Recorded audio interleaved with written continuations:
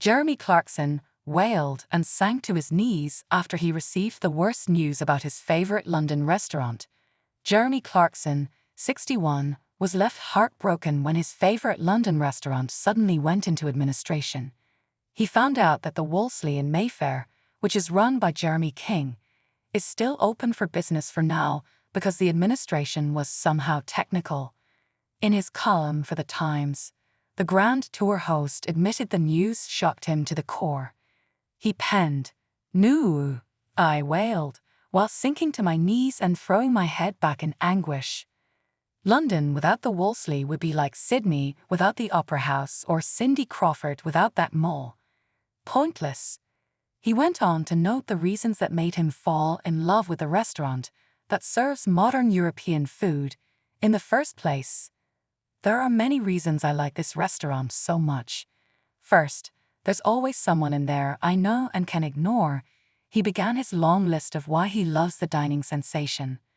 Then there's the temperature, which is always set at a level where it feels as if there's no temperature at all. Then there's the Haddock Monte Carlo.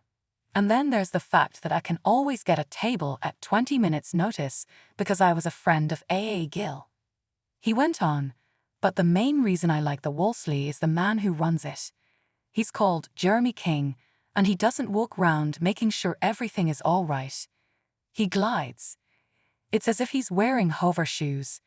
And if you've booked on the same night as an ex or Piers Morgan, he'll call to warn you. Jeremy wrote with a glint in his eye. He is the greatest restaurateur in the greatest restaurant in the world. But the news left him at a loss as he couldn't understand what it was that had caused the Wolseley to head on a downward spiral. I was at a loss, he admitted, after revealing the try to investigate by reading the business pages of the Financial Times. I recognized that the words being used were English, but I'd never seen them written down in that order before. There was talk of restructuring and of unknown American institutions that seemed to have limitless funds and of private equity, and it all swam around like alphabeti spaghetti in a Zambezi whirlpool.